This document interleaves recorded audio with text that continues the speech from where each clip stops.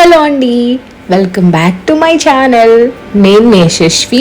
ఇవాళ నేను rose water prepare చేసుకుందాం అనుకుంటున్నాను.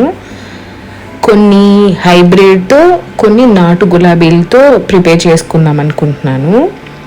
అంటే ఏది ఎలా ఉంటుంది అని నాకు ఎప్పటి నుంచో ట్రై చేయాలి అని అనిపించింది. సో నేను ఇప్పుడు ట్రై చేస్తున్నాను.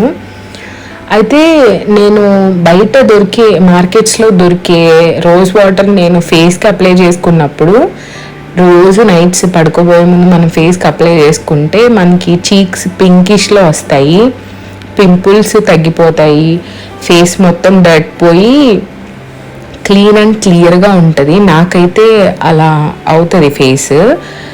అయితే మనం ఇంట్లో ప్రిపేర్ చేసుకున్నది ఎలా వర్క్ అవుతుంది అని నాకు అనిపించి నేను ఇవాళ ఇంట్లో ప్రిపేర్ చేసుకుందామని చెప్పి మార్కెట్కి వెళ్ళి కొన్ని తీసుకొని వచ్చాను.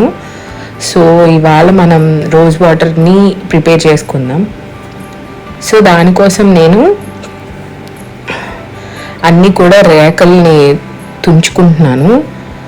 తుంచుకొని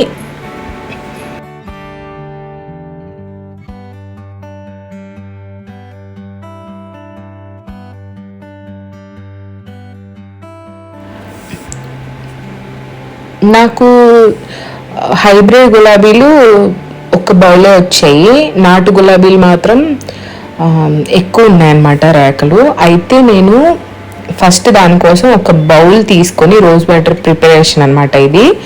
బౌల్ తీసుకొని దాంట్లో చిన్న గిన్నె పెట్టాను, కొద్ది ఎత్తి ఏదో ఒకటి సపోర్ట్ తీసుకొని కింద మనం గులాబీ రేకులను వేసుకుంటున్నాము. చుట్టూ వేసి మధ్యలో ఒక బౌల్ పెట్టాలన్నమాట. దాంట్లోకి మనం ఇప్పుడు ప్రిపేర్ చేసుకునే రోజ్ వాటర్ అనేది కలెక్ట్ అవుతుంది. సో నేను అలా చుట్టూ వేసుకున్నాను, చూస్తున్నారు కదా. సో అలా అరేంజ్ చేసుకొని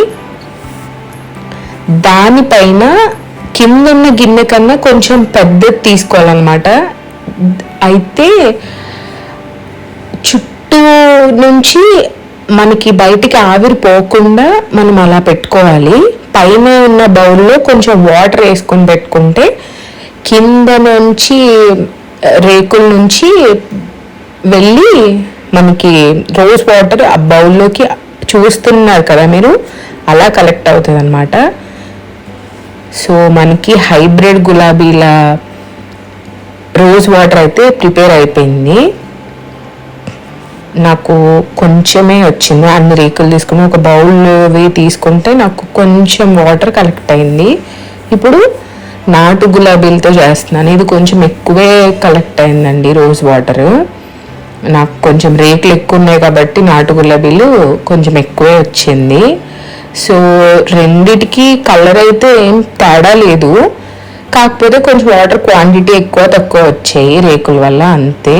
అయితే నాటు గులాబీలదేమో కొంచెం లైట్గా అనిపిస్తుంది కలర్ చూడడానికి,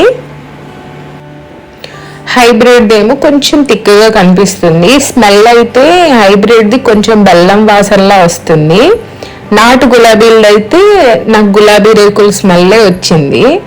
అయితే ఎంత బాగా వర్క్ అవుతుందో తెలుసా, మన ఫేస్ పైన ఉన్న డర్ట్ మొత్తం ఎంత క్లీన్ అండ్ క్లియర్గా తీసిందో. నేను మీకు ఫొటోస్ యాడ్ చేస్తాను, చూడండి.